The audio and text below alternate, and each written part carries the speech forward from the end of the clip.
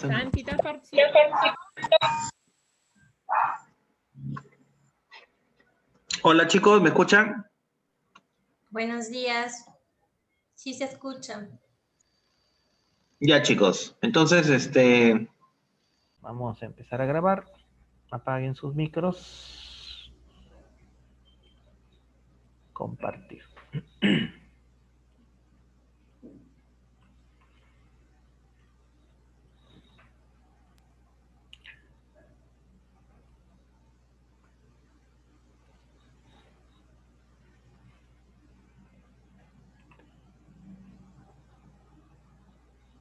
Ok, ¿pueden ver la presentación?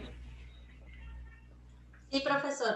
Muy bien. Entonces recuerden ustedes que el curso se llama Políticas Nacionales de Salud y Medicamento. Estamos viendo desde qué parte o desde qué el punto de vista de las leyes que son emitidas, ¿no? Y que tienen en relación con estos dos temas importantes, la salud y sobre todo los medicamentos, ¿no? Hay leyes que están abocadas a estos dos temas. Entonces el día de hoy vamos a hacer la última clase para que ustedes estén listos para el examen de unidad, ¿sí? Y vamos a ver un término que se llama la modificatoria del SISMED. Es decir, existen ciertas leyes que han modificado algunos procedimientos del SISMED. Como ustedes saben, el SISMED es el sistema integrado, ¿no?, que ve todo lo relacionado al suministro de medicamentos y dispositivos médicos. ¿Sí? Entonces, el SISMED es el organismo del Estado encargado de realizar todas las grandes compras y abastecimientos en cuanto a medicamentos y dispositivos médicos. ¿Sí? Esto lo vimos en la clase pasada. Entonces, dentro de la estructura del SISMED y el funcionamiento del SISMED, desde el momento en que se decide comprar un producto hasta el momento que ese producto es usado, hay una serie de pasos, hay una serie de procedimientos que los hemos visto en la clase anterior. ¿Sí? ¿Cuáles eran estos procedimientos que veíamos cuando estudiábamos el SISMED? ¿Desde dónde partía? El uso. El uso. ¿Qué más? Selección. La selección. Programación. Programación. Dispensación, Almacenamiento y Almacenamiento y distribución. Muy bien. Son los procesos. Así es. Esos eran los distintos procesos que seguía el SISMED. Y cada proceso tenía su propio significado. ¿Sí? Vimos que cada proceso tenía su propio significado y tenía algunas particularidades.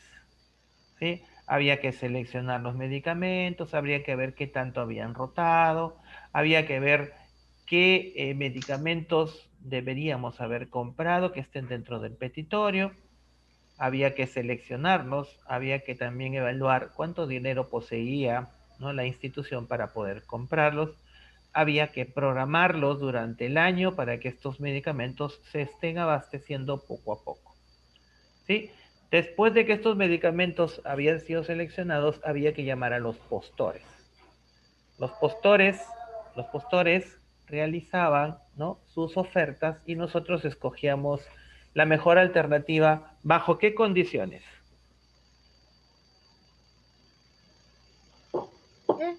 No entendí bien.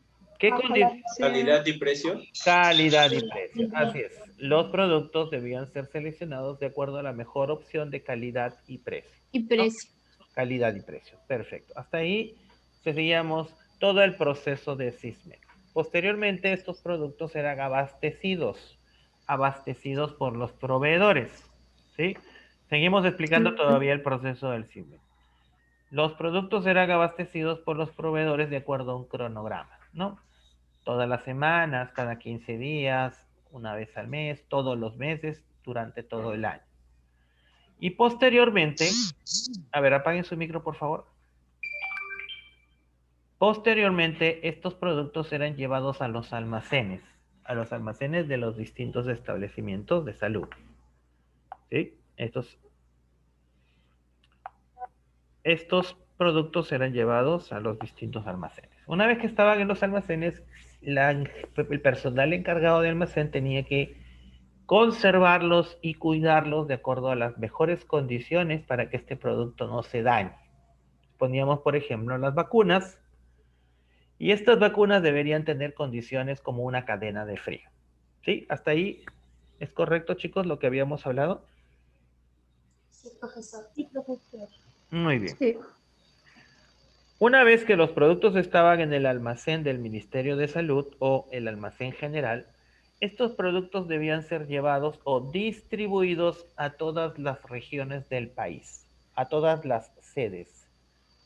Y este traslado también llevaba, ¿no?, que los transportistas oficiales cumplan con ciertas condiciones para una correcta distribución y sobre todo transporte.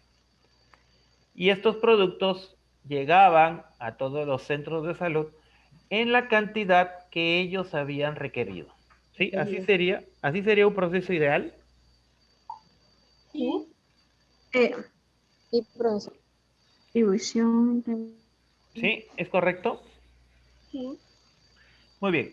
Entonces el día de hoy vamos a ver un tema que es muy importante ya llevado a la práctica, que se llama la estimación de necesidades, es decir, cómo podemos calcular cuánto necesita un centro de salud en cuanto a un determinado producto y también cómo es una correcta programación de medicamentos e insumos. Es decir, cómo un centro de salud debería programar sus requerimientos, bajo qué condiciones, para que nunca se desabastezca, ¿no? Entonces, vamos a ver de una manera práctica qué es lo que pasaría en un centro de salud, ¿no?, que tiene necesidades. Imagínense el siguiente caso. Ustedes acaban de ser por concurso público, presentaron sus papeles y los acaban de derivar a un centro de salud. Entonces, como ustedes son parte del equipo de farmacia, ustedes también tienen responsabilidad en realizar una correcta selección de los productos que necesitan. ¿Sí? Entonces vamos a ver un caso práctico para que ustedes me entiendan lo que les quiero decir.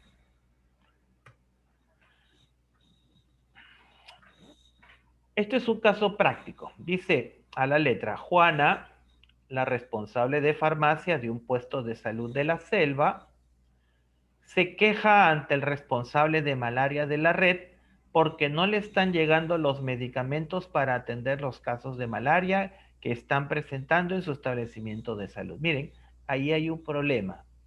Acaba de llegar Juana a un centro de salud y ve que los medicamentos para la malaria que ella necesita no tiene. No hay cloroquina, no hay primaquina, no hay de repente paracetamol. Entonces está viendo que hay una necesidad para estos productos para la malaria. ¿Por qué no me escucho aquí nada? Señorita, Y bien, a Eric, poner algo, ¿sabes? a ver, Erika, por favor.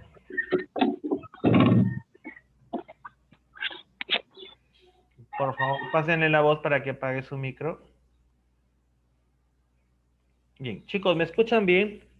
¿Sí? ¿Me escuchan bien? Sí, profesor. Sí, profesor. Ya, perfecto. Profesor. Apaguen sus micros, por favor, para poder, porque yo tengo un eco ahí cuando ustedes dejan su micro prendido. Por esta razón, la población está muy descontenta y al ser una enfermedad transmisible, el número de casos está aumentando en comparación con los presentados el año anterior. Miren, Juanita descubre que hay un problema, entonces hay que buscarle una solución. Ella se queja con su jefe, ¿no? Y le deriva la indicación: oye, envíame más medicamentos para la malaria, no tengo cloroquina, no tengo primaquina, no hay paracetamol, la gente tiene fiebre alta, no tengo metamizol sódico. Entonces hay una necesidad y además está viendo que los casos aumentan. Hay mayor cantidad de casos y de repente por ahí hay un problema de abastecimiento. ¿Sí? ¿Podría ser? ¿Está claro hasta ahí el ejemplo? Sí. Muy bien. ¿Qué contesta el responsable? Dice: el responsable de malaria justifica esta situación al manifestarle que el subalmacén no hay stock de medicamentos para abastecerlo, ¿no? Asimismo, que no entiende cómo la DISA, es decir, la Dirección de Salud, ha realizado la programación, pues dicha situación se está presentando en varios establecimientos de la jurisdicción. Y por último, que el jefe de la red está presentando la queja formal ante el director regional de salud, pues el desabastecimiento está ocasionando el aumento de casos de malaria. Entonces vean ustedes, no solamente es un centro de salud, son varios centros de salud que se han empezado a quejar porque falta. Ahora, la pregunta primera que nos hacemos, ¿han realizado una programación? Sí, han realizado una programación. Entonces, si hay una programación, ¿qué creen que está fallando?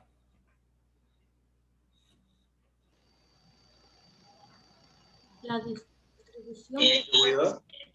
Sed de medicamentos. La distribución, no. La entrega de medicamentos. Pero si ya está hecha la programación, y normalmente... Compra del medicamento para A ver, vamos a nuevamente. A ver, para que me entiendan. Cuando hablamos de programación, quiere decir que hay fechas definidas para la llegada de la mercadería. Por ejemplo, vamos a poner un ejemplo para que ustedes entiendan. Yo les programo a ustedes el examen para la próxima semana. ¿Sí es correcto? Sí. Ya, entonces yo no les podría tomar el examen hoy día. ¿Sí o no? No. Porque yo ya programé para la próxima semana. Entonces, igual manera, los medicamentos están establecidos de acuerdo a una programación. Entonces, tienen una fecha de llegada, ¿no? Y esta programación, normalmente, ¿bajo qué criterio nosotros la hacemos? O sea, yo como centro de salud pido 100 ampollas de metamizol. ¿Por qué pido 100 ampollas? Porque falta De acuerdo al requerimiento. ¿De acuerdo a qué? de acuerdo a las ventas. Recuerda mi A la demanda. De acuerdo, así es, de acuerdo a la demanda, de acuerdo a mi rotación. ¿Es correcto, chicos? Sí. Sí, pero cuando ustedes ven esta enfermedad, ¿no? Ven ustedes una frase que dice, están aumentando en comparación con los presentados el año anterior. A ver, su micro, por favor, apáguenlo, por favor. Entonces ahí no podrías controlar la demanda. Así es. ¿Qué Sí, tenemos ahí? aumentaría. Tenemos un aumento de casos. Entonces, Juanita, que es la responsable, debe entender que en el histórico de ese establecimiento había una rotación y como han aumentado los casos, obviamente que esa mercadería o esos productos o esos medicamentos que han enviado no van a alcanzar. Hay una mayor demanda. ¿Sí? ¿Está claro? Sí. Profesor. Así es. Entonces, no solamente es la única que presenta mayores casos de malaria, sino hay otros locales que también están presentando mayor cantidad de casos de malaria. Entonces, ahí lo que se necesita es que las DISAs y los jefes tengan una respuesta rápida. ¿Sí? Una respuesta rápida. Pongamos el ejemplo. Las camas UCI están faltando. ¿Qué se debería hacer? Pedir más al proveedor. Así es, pedir más al proveedor. Solicitar más. Así es, solicitar al Sí. proveedor que adelante los despachos de mercadería, ¿no? Que adelante los despachos de mercadería porque podríamos tener un brote epidémico de malaria. ¿Bien? ¿Ahora se entendió el ejercicio? Sí, profe. Profesor. Muy bien. Entonces, vamos a reflexionar básicamente sobre este caso de acuerdo a lo que hemos conversado. En primer lugar, ustedes van a obtener una opinión de qué les parece este caso. ¿Estará bien? ¿Estará mal? ¿No? Hay una alerta. Pésimo. Pésimo. Pero, ¿culpa de la programación es? Del que ¿Es culpa de lo que se programó? no. No, profe. No. No. Profesor. Ok. ¿De quién sería la culpa? De la demanda que hubo. De la demanda. Así es, de la demanda. Entonces, lo que está mal es la respuesta. La respuesta del Así es. farmacéutico. Así es. Hay que alertar rápidamente para que nos envíen más mercadería porque tenemos un brote de malaria. ¿Bien? ¿Ahora sí quedó claro? Entonces hay algunas preguntas que se está haciendo este ejercicio. A ver, sus micros, por favor. Hace rato que estoy escuchando micros que están haciéndome volar los oídos, por favor, chicos. En su establecimiento o en su red se han presentado uno o más casos como este. Puede ser posible, ¿sí? ¿Qué puede estar contribuyendo a que los medicamentos se agoten rápido? ¿Qué consecuencias ocasiona? Esta es una pregunta retadora. ¿Qué creen Falta que de está falta de stock? ¿Pero falta de stock es la causa? Es la consecuencia, la causa es la demanda. Así es. La demanda. La demanda. Ocasionaría falta de stock. La demanda. Entonces vamos a ver el día de hoy cómo se hace en estos casos. ¿Cree que la forma en que se elaboró la estimación de necesidades tuvo que ver con el problema de desabastecimiento? No, tuvo que ver con la respuesta de farmacéutica. Así es, tuvo que ver Y la con la demanda. respuesta, tuvo que ver con la demanda. Entonces, vean, si ustedes se ponen desde el otro lado de vista, desde el otro punto de vista, entonces muchas veces el reclamo de la población o el reclamo de los profesionales no tiene asidero. Muchas veces nosotros reclamamos y decimos, no hay medicina. Oye, pero mi histórico me dice que sí, yo debo tener esta cantidad. ¿Por qué tendría que tener mayor cantidad, sí, si se me puede vencer? ¿Sería una respuesta correcta, creen ustedes? No. Desde el punto de vista del trabajo de profesional de la salud es correcta, porque yo no debo sobreestoquearme porque corro el riesgo que esa mercadería o esos medicamentos se venzan.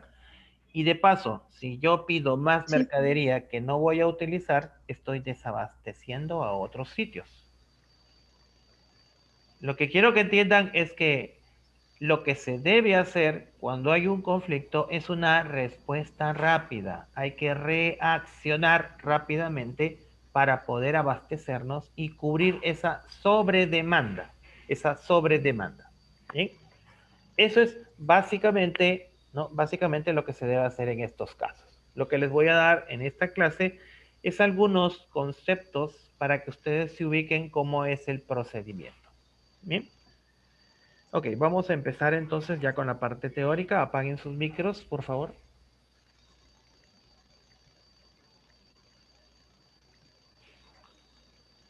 Hay un micro por ahí, por favor. Ya, gracias. Bien, entonces, primer concepto que debemos entender es qué entendemos por estimación de necesidades y programación de medicamentos e insumos, ¿no? Entonces, la estimación de necesidades es la etapa que permite determinar las necesidades de medicamentos e insumos para un periodo determinado, ¿no? Eso es estimar necesidades, lo que yo necesito para un periodo de tiempo, ¿sí? Para abastecerme durante un periodo de tiempo. Se estima basándose en métodos de cálculo, como el consumo histórico, ¿sí? O sea, si yo consumo todos los meses 20 unidades, mi promedio de requerimiento será siempre 20 unidades, ¿sí? Y el segundo método es el perfil epidemiológico, es decir, el perfil epidemiológico está basado en la cantidad de casos que se presentan, en la cantidad de pacientes que se presentan de esa enfermedad. Mientras que la programación es una etapa posterior de adecuación o ajuste de las necesidades con recursos financieros disponibles y stock en establecimientos de salud y almacenes. Entonces recuerden, toda programación puede ser ajustable. Toda programación se puede ajustar. No necesariamente porque en un centro de salud pida yo todos los meses, esa va a ser siempre la política. En caso de mayor demanda de un producto, esta programación se puede ajustar a las necesidades del centro de salud, ¿sí? lo que hay que hacer es que este ajuste sea lo más rápido posible, porque estamos hablando de la salud de las personas. Entonces siempre vuelvo yo al ejemplo de las camas UCI o del oxígeno, ¿no? Esta programación, o más precisamente reprogramación, ¿habrá sido rápida? ¿Habrá sido eficaz? No. Definitivo que no. Seríamos ciegos para saber que no fue rápida ni tampoco fue eficaz. No fue eficaz. ¿Bien? Entonces, desde ese punto de vista, la estimación de necesidades de un centro de salud debe regirse bajo estos dos métodos. Estos tiempos de pandemia, supongo que las farmacias han ido aumentando, como han visto que están necesitando más paracetamol, por ejemplo. Así es. Han ido aumentando más sus productos, qué es lo que necesitan más para esto, enfermedad. Así es. El problema va a ser cuando el próximo año, y esto se lo digo futuro, ya la gente esté casi todos vacunados, entonces la demanda de estos productos va a variar.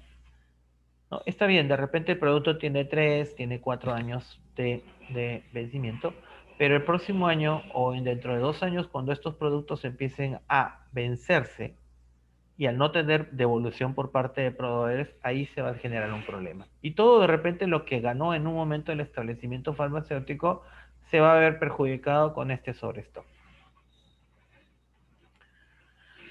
Muy bien. ¿Por qué es necesario hacer estimación de necesidades y programación de medicamentos? ¿Cuál es el sentido de hacer este tipo de evaluaciones? Es importante identificar las necesidades de medicamentos e insumos de cada establecimiento o servicio de salud, ¿no? Identificamos qué necesita, ¿sí?, cada servicio de salud. Esta es la condición para hacer un requerimiento de calidad que pueda cubrir las demandas de los usuarios de los establecimientos de salud y garantizar su disponibilidad y accesibilidad. Recuerden, estos dos términos son los principios por los cuales se rige el SISMED.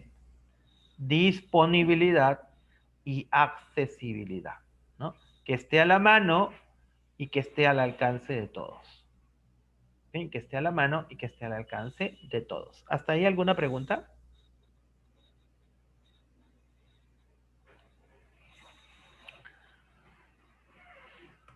Muy bien. Recuerden también ustedes, joven, dígame. Para copiar. No se preocupe que la diapositiva ya la voy a enviar. No hay ningún problema. Sí, lo voy a revisar, no se preocupe. A ver. Un segundito para tomarle foto, profe, por favor. Ya, no te preocupes, estoy esperando. Avísame.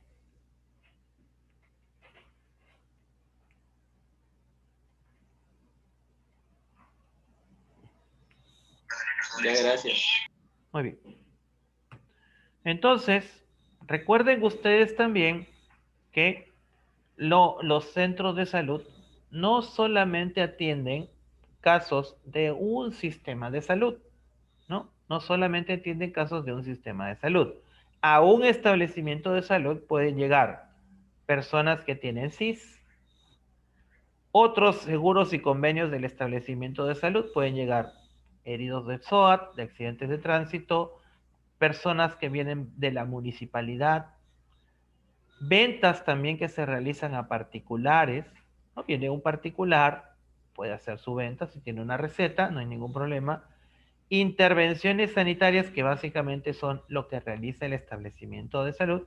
Y por último, temas como la defensa nacional. Es decir, hubo un conflicto que nadie esperaba, de repente hubo por ahí una intromisión terrorista, vamos a poner un ejemplo, y se generó un conflicto donde hubo heridos. Entonces, el centro de salud tiene una demanda adicional a lo que normalmente consume. ¿Sí? A lo que normalmente consume. Cuando hablamos de defensa nacional, también hablamos de los casos de COVID-19. Recuerden ustedes que están apareciendo nuevas variantes debido a que hay extranjeros, en el caso de Brasil, que vienen a Perú y podrían estar contagiados con la variante de Manaos. Entonces ahí tendríamos una sobredemanda de paracetamol y etcétera de otros productos, ¿no? Entonces ahí hay una sobredemanda. Entonces, este tipo de servicios adicionales también deben estar contemplados en nuestros requerimientos. ¿Sí? Seguimos el texto. Como se mencionó anteriormente, este proceso consta de 2 etapas, de las cuales debemos conocer los principales métodos para qué sirven, estimación de necesidades y en qué consiste la programación de medicamentos e insumos y los principales criterios para priorizar medicamentos. Entonces debemos conocer los métodos para poder hacer nuestros ajustes y que nuestro trabajo sea efectivo, que nuestro trabajo sea muy bien visto, pero sobre todo que favorezca a la salud de las personas. ¿Bien? Bien, entonces, les hablé que existían 2 métodos utilizados para estimar necesidades de medicamentos. Dígame, señorita. Señorita, ¿alguna pregunta? Era la anterior. ¿Le Sí. podrías informar? La regreso. Dígame. Ese del seguro integral, el CIS, el SOAT, las ventas, ¿eso era del CISMED o en un establecimiento? En el establecimiento. Cuando hablamos de rotación, cuando hablamos de necesidades, estamos diciendo también que los establecimientos de salud no solamente se rigen al consumo de los consultorios, sino que también están todos estos integrantes de otros sistemas de salud, ¿sí? Que también deben ser considerados cuando nosotros hacemos nuestros abastecimientos. ¿Sí? Cuando nosotros hacemos nuestra estimación de necesidades, ¿no? Cuando hacemos la estimación de necesidades tenemos que considerar todos estos gastos adicionales. ¿Ok?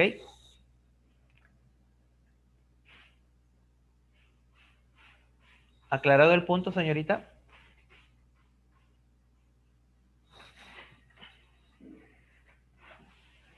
Sí. Ok, entonces continuamos.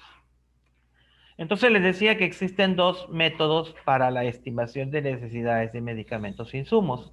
Tenemos el consumo histórico ajustado, que básicamente lo que ve es el stock, es decir, la rotación, como ustedes lo han mencionado. Y por otro lado teníamos el perfil epidemiológico, también llamado perfil de morbilidad. ¿Qué significa la palabra morbilidad?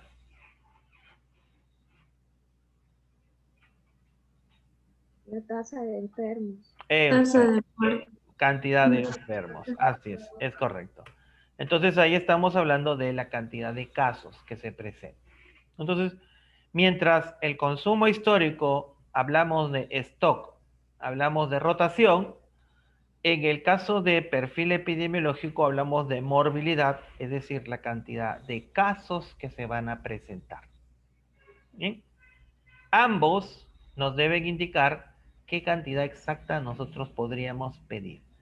En el caso del primero, nos indica de acuerdo a la rotación, ¿no? A priori, es decir, antes de nosotros siempre nos regimos por el consumo histórico, ¿sí? Pero cuando reajustamos, quiere decir que nos estamos basando en la demanda, en la cantidad de pacientes. Esto podría aumentar o podría disminuir. ¿Bien? Les voy a poner un ejemplo en cuándo podría disminuir. ¿Recuerdan ustedes que hasta algunos meses ivermectina estaba dentro del kit de COVID-19? Sí, pero profesor. ahora ya no. Así es. Mientras estuvo, la demanda de ivermectina subió.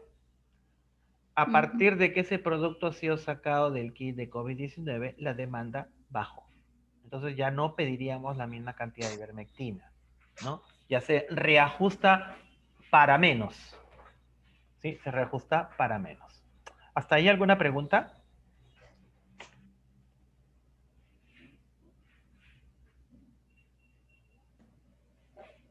Jóvenes, ¿alguna pregunta? ¿Está todo claro? Todo Todo claro. claro, profe. Claro, profesor. Muy bien, perfecto. Bien. Esto es importante que ustedes lo interioricen cuando van a trabajar en un centro de salud. Y también se sirve para la parte privada.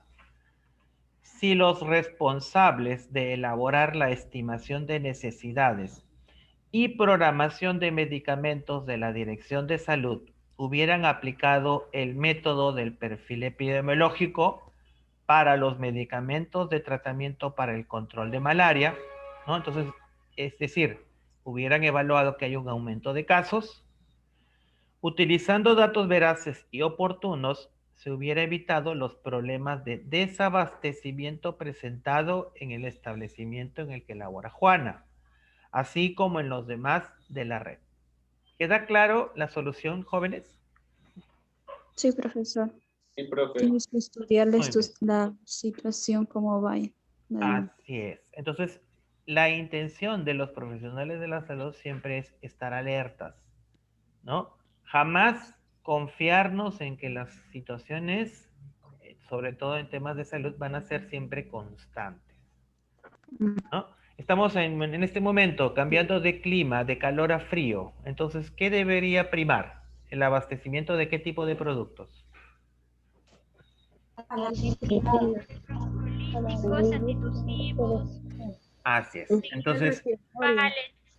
muy bien. Antiasmáticos, antialérgicos, antitusivos, antibióticos para vías respiratorias, ¿no? Entonces, ya vamos viendo que el perfil de compra debe variar. Entonces, habríamos que hacer los ajustes de estos productos para más. ¿Sí? Para más.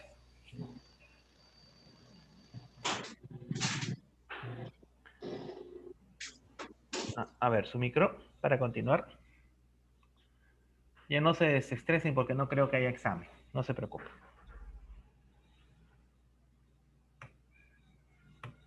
Muy bien. Entonces, la programación de medicamentos e insumos permite cubrir las necesidades de medicamentos e insumos en orden, desde lo más prioritario a lo menos prioritario. Entonces, así como en las farmacias nosotros catalogamos los productos en A, B, C, en los establecimientos de salud también se realizan categorías de productos, desde lo prioritario, es decir, lo urgente, hasta lo menos prioritario, es decir, lo necesario, pero no tan urgente. Y seguimos viendo el texto. Aunque en materia de medicamentos puede asumirse que todos son importantes, debemos reconocer que algunos tienen mayor importancia que otros. Entonces hay que establecer cuáles son los más importantes y cuáles son los menos importantes y hacer nuestro famoso ranking de productos. ¿Cuáles son los criterios de priorización a utilizar en programación de medicamentos e insumos? ¿No? Volvemos nuevamente a los métodos, ¿no? Es posible utilizar dos criterios para la priorización aplicando sistemas de clasificación Venn, vitales, esenciales y no esenciales. Entonces aquí vamos a categorizar todos nuestros medicamentos de acuerdo a estas tres características. Medicamentos vitales, medicamentos esenciales y medicamentos no esenciales. Y el otro criterio es algo que también hemos visto en la clase de administración, que es el análisis de valores ABC. ¿Recuerdan que lo acabamos de ver en administración farmacéutica? Sí, profesor. Y sobre los medicamentos que salen más. Y los que salen Así es. Y también sí, establecemos... el grupo A, el que conviene más. Así es. Y estamos hablando de medicamentos de mayor margen, ¿sí? O de mayor costo en el caso. Recuerden ustedes que los centros de salud disponen de recursos limitados, ¿no? Los centros de salud no es como un establecimiento particular que tiene dinero y lo puede distribuir de la mejor manera como ellos quieran. No. En los centros de salud el dinero es limitado, la capacidad es limitada porque están sujetos a lo que el Estado les proporcione. Entonces también se debe categorizar medicamentos A, B y C. Y lamentablemente medicamentos caros es muy probable que no encontremos en un centro de salud. ¿Sí? Y cuando necesitan recetar eso, lo mandan a otro lugar a comprar ellos mismos, ¿cierto? Podría ser, o en todo caso procede un mecanismo que ustedes también lo hemos visto, que se llama la referencia y la contrarreferencia. ¿Hasta ahí está todo claro, chicos? Sí, profesor. ¿Tienen alguna pregunta? Profesor. No, profesor. Perdón. Sí, de eso escucho, no se preocupen. En orden nomás.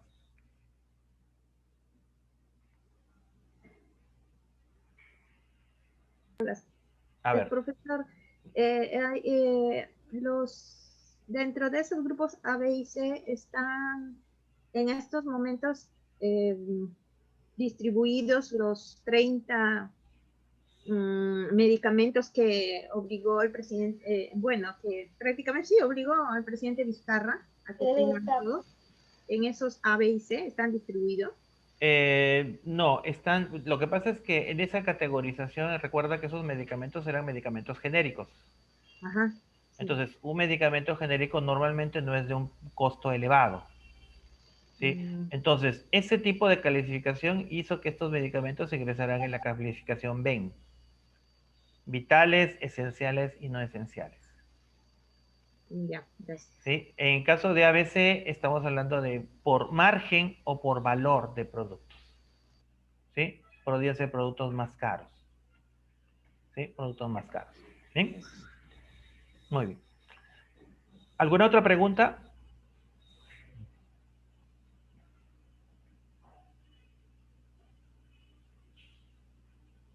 Muy bien, continuamos. Pregunten porque si no hay examen. Mire, estoy midiendo el tiempo. Son las 10 para las 12. Sí.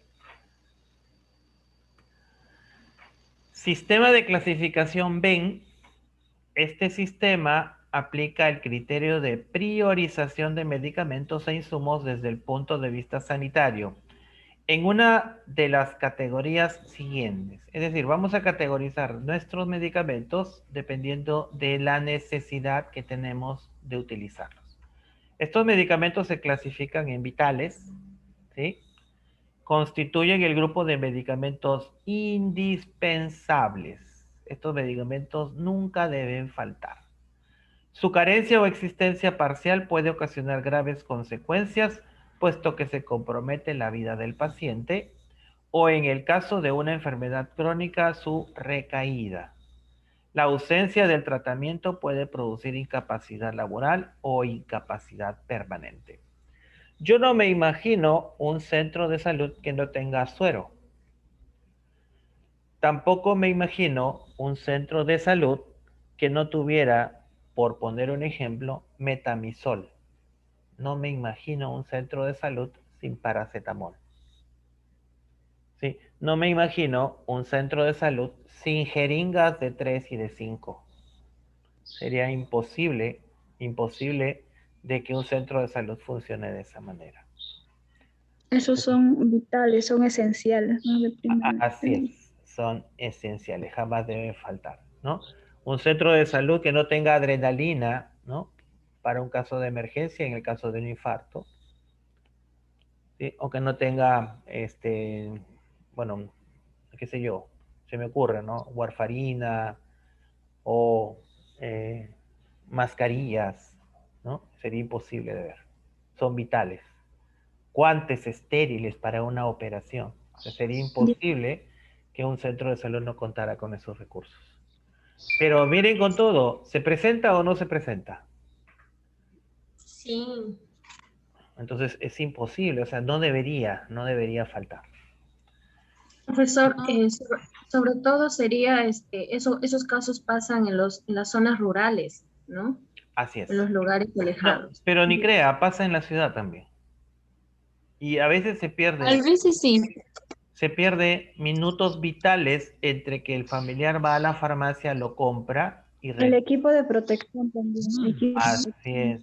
Imagínense que le digan, vaya a comprar epinefrina en la farmacia y viene, y en esos 2-3 minutos el paciente se murió. Un paciente asmático, imagínense que en esos 2-3 minutos necesite una inyección de adrenalina, ¿no? Para despejar, o un broncodilatador, o una ampolla de un corticoide como dexametasona. Son momentos vitales, minutos que se pierden y por eso muchas veces fallece el familiar. Una embarazada a término que está teniendo un aborto espontáneo, ¿no? Entonces es importante, ¿no? Un tocolítico, un oxitóxico, dependiendo del tipo de afección que tenga, ¿no?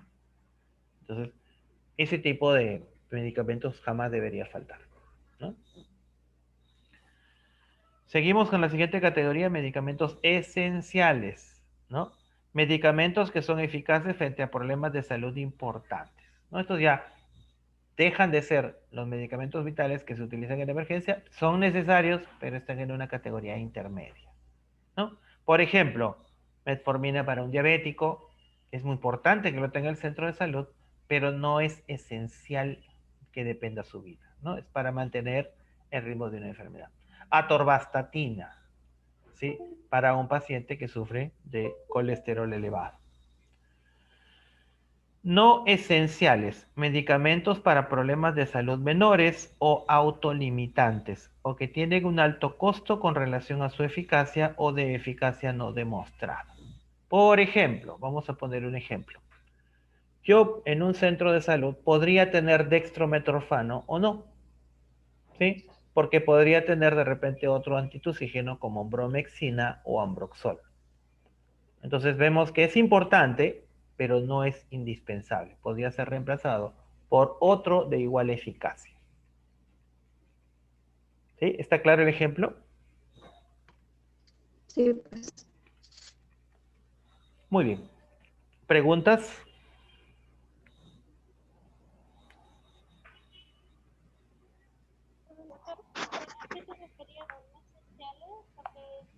A ver, ¿podría hablar más fuerte, por favor, que no le escuché? Por favor.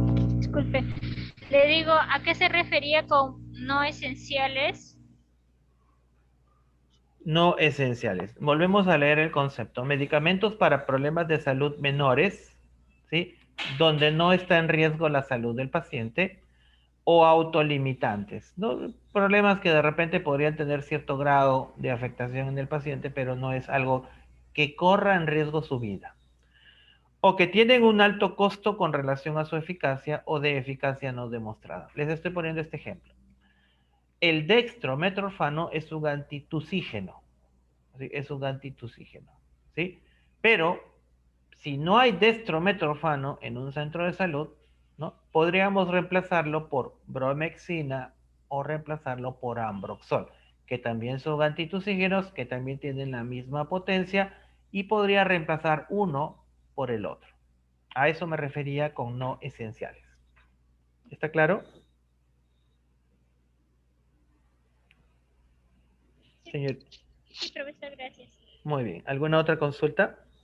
Profesor, ¿También lo reemplazaría el clenbuterol? Bueno, el clenbuterol básicamente es un antiasmático. Eso te entraría dentro de la categoría del salbutamol. ¿Sí? profesor, disculpe, haciendo un paréntesis, el ambroxol, ahí dice mucolítico. Por eso. A diferencia del antitusígeno, como Sí. el dextrometorfano, creo es. Sí. ¿Podría aclararme esa diferencia? Perfecto. Todavía no llevan farmacología ustedes, ¿no? No. Ya. Pero bueno, lo sé por los medicamentos, Ya. ¿no? Que paro A leyendo. ver, recuerden ustedes, la tos es un reflejo, ¿sí? La tos es un reflejo, ¿no? Nuestro organismo reacciona con la generación de tos en primera instancia cuando nos atoramos, cuando tenemos un agente extraño, llámese saliva, polvo, ¿no? De repente algún residuo que se introdujo en nuestra garganta, entonces se produce ese reflejo de la tos para expulsar ese agente extraño. ¿Es correcto? Sí. Bien. Ahora bien, cuando nosotros nos resfriamos, que es el caso más común, cuando se produce tos, entonces empiezan a funcionar una serie de mecanismos, ¿no? Por un lado, hay un mecanismo que es el mecanismo alérgico, ¿no? El mecanismo de los actos reflejos. Entonces, si nosotros estamos resfriados, es muy probable que en nuestras vías respiratorias empiecen a acumularse sustancias extrañas. ¿Qué es lo que normalmente se acompaña en nuestras vías respiratorias cuando estamos resfriados? Moco. Mucosidad. Mucosidad. Y de paso, las vías respiratorias se inflaman. ¿Sí? ¿Es correcto? Entonces, cuando una vía respiratoria está inflamada, empiezan a salir una serie de sustancias que son alergizantes. La histamina, las prostaglandinas, etcétera. Y ese ambiente genera el reflejo de la tos. El reflejo de la tos. ¿Sí? Entonces, nosotros podemos calmar la tos desde dos maneras. Una es desde el modo de anular el reflejo. ¿Sí? Eso se llama acción central. Es decir, antitusígenos que van a anular el reflejo de la tos. Entonces, ¿Antialérgicos? no antialérgico, no estamos hablando de antialérgico, estamos hablando de sustancias que son antitusígenas, es decir, anulan el reflejo de la tos. No estamos anulando alergia, estamos anulando la tos. Entonces ahí funciona el dextrometorfano que tú me acabas de mencionar. ¿Sí? Esto sería un antitusígeno de acción central. Ok, pero ojo, en ese caso, la mucosidad que está debido al resfriado sigue ahí. Entonces, tú tomas tu antitusígeno, te cortas el reflejo de la tos, pero cada vez que pase el efecto de tu antitusígeno, el moco que está presente ahí nuevamente va a iniciar el reflejo de la tos. Entonces, tú sigues tomando tu antitusígeno. ¿Sí? ¿Es correcto? Lo tomas y de repente de manera natural en 2-3 días desaparece la mucosidad, ¿sí? Y desaparece también tu reflejo de la tos. Existen otros antitusígenos que se les llama de acción periférica. O sea, estos antitusígenos no van a eliminar el reflejo de la tos. Lo que van a hacer es anular la mucosidad, es decir, disolver la mucosidad de tal manera que tú les puedas expulsar y eliminamos la causa de la tos. Eso se llaman antitusígenos de acción periférica. ¿Sí? La bromexina y el ambroxol tienen la propiedad de romper las moléculas de moco, ¿no? Los enlaces disulfuro del moco, y facilitarlo que se disuelvan y que tú puedas expulsarlo. Entonces tienes antitusígenos que funcionan de distinta manera. Unos anulan el reflejo y otros anulan la causa de la tos. ¿Ahora te quedó claro? Sí, entendí que el ambroxol es un mucolítico, pero que actúa a nivel periférico. Así es. Se llaman también antitusígenos de acción periférica y a los otros se les llama antitusígenos de acción central. Muy bien. Sí, profesor, gracias. Muy bien. ¿Alguna pregunta sobre este tema? ¿Quedó claro, chicos? Cuando lleven farmacología con la profesora Flor van a recordarse este tema. Sí, van a recordar este tema. No se preocupen, ahí van a volver a recordar los antitusígenos de acción periférica, qué cosa es un mucolítico, qué cosa es un descongestionante, y también, lo que mencionó su compañera, existen ciertas reflejos de la tos que es originado por reacciones alérgicas. Entonces, en esos casos también se utiliza un antialérgico, ¿sí? Para eliminar la respuesta alérgica que está ocasionando la tos. Muy bien. ¿Alguna otra pregunta, chicos? ¿Hasta ahí? No, profesor. Perfecto. Vamos a continuar.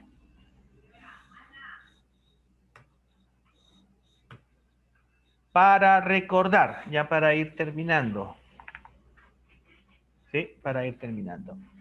En primer lugar, una apropiada estimación de necesidades y programación determina en gran parte la disponibilidad de medicamentos e insumos en los establecimientos de salud. Entonces, debemos hacer una correcta estimación. Una adecuada estimación de necesidades y programación de medicamentos e insumos se sustenta en una información veraz y oportuna. Si nosotros no tenemos correctamente la información, nuestros abastecimientos serán en exceso, ¿no? O por defecto. Y en ambos casos vamos a tener problemas. Para estimar necesidades de medicamentos e insumos para los seguros y la venta, es recomendable utilizar el método del consumo histórico ajustado, ¿no? Es decir, si nos vamos a regir solamente en cuánto se consume o cuánto se vende, El mejor método es el método del consumo histórico ajustado. Para intervenciones sanitarias, es decir, cantidad de casos, cantidad de pacientes, es mejor el método del perfil epidemiológico. Perfil epidemiológico. ¿Hasta ahí está claro estos tres conceptos, chicos? Sí, profesor. Muy bien, seguimos. La estimación de necesidades es una etapa previa a la programación, en la que se definen las necesidades totales de medicamentos e insumos para un periodo. Es importante el orden para que puedan ustedes llegar a un óptimo abastecimiento. La programación de medicamentos e insumos debe planificarse con criterio técnico y eficiencia en el manejo de recursos, ¿no? Deben utilizar de manera correcta los recursos, sin despilfarros. Recuerden, eso cuesta. El material que tú despilfarras, que a ti se te vence, podría salvar la vida al paciente en el otro centro de salud. Realizar el control de los medicamentos e insumos programados evita los periodos de desabastecimiento de medicamentos e insumos en los establecimientos de salud. Entonces, siempre realizar constantemente los controles para ver si los consumos suben, los consumos bajan, la calidad del producto está bien aceptada. Hay una serie de indicaciones que tiene que hacer el profesional de la salud. ¿Bien? ¿Alguna pregunta? No, profe. Está todo claro, jóvenes, ¿no? Sí, está fácil. Muy bien. Guarden todo, saquen una hoja, como decían en mi... Profesor, el perfil epidemiológico. ¿Cuál? En la anterior diapositiva hablaba del perfil La demanda. epidemiológico. Ajá. Así es. Ya, perfil epidemiológico, ¿qué tiene? ¿A qué se refería eso? Porque Perfecto. tiene que ver- Cuando hablamos de perfil epidemiológico, vamos a regresar a la diapositiva que corresponde. Estamos hablando aquí. Perfil epidemiológico, estamos hablando de la cantidad de casos que se presentan. ¿Sí? Normalmente, recuerden, un paciente cuando llega a un establecimiento de salud, ¿no?, necesita una determinada cantidad de medicamentos y de dispositivos médicos para curarse. ¿Sí? Entonces, Sí. eso es básicamente lo que yo necesito en un consumo normal. Si solamente al mes vienen 20 pacientes, necesitaré los insumos para 20 pacientes y un poquito más por si acaso se presenta algún caso fuera de lo común. Pero cuando yo veo que todos los días los casos están subiendo, ¿qué debo hacer? Debo dar una respuesta ante eso. Así es, Respuesta debería, rápida, así es, más. una respuesta rápida con un abastecimiento rápido porque, oye, mira, parece que hay algún caso de necesidad y necesitamos cubrir ese aumento de la cantidad de pacientes. ¿Sí? Entonces, eso nos indica que los casos están subiendo y eso se evalúa con el perfil epidemiológico. ¿Sí? Mientras que cuando usamos el consumo histórico, solamente nos regimos en cuanto a la rotación. Históricamente, en el mes de enero se consumieron tanto, en febrero tantos y así sucesivamente. ¿Sí? Consumo constante. Así es una constante. En los meses de enero, más son antidiarreicos, entonces, ¿cuántos se usaron? 100, perfecto, 100. En los meses de frío, junio, julio, hay mayor consumo de antitusígenos. ¿Cuántos se utilizaron? 50 frascos, perfecto. 50, 55 manda de por sí, sube un poquito más. Ven que ustedes que están ajustando las cantidades. Pero ¿qué pasaría si viene una epidemia de resfriados o como lo que está pasando que ahorita empieza la influenza? ¿Esa cantidad subirá o bajará? Subirá. Así es. Entonces, ahí estamos viendo que los casos aumentan. Los casos aumentan. Y ahí hay que tener una respuesta rápida. Ahora sí, chicos, ¿se entendió? Sí, más o menos. Más o menos. Ok, listo. Ok, jóvenes. Entonces, visto esto, terminamos aquí. Muy bien. dejar de compartir. Son Estas exactamente... diapositivas todavía no lo envió a Canvas. En ¿verdad? este momento las subo, no se preocupe, señorita, no se preocupe, en este momento.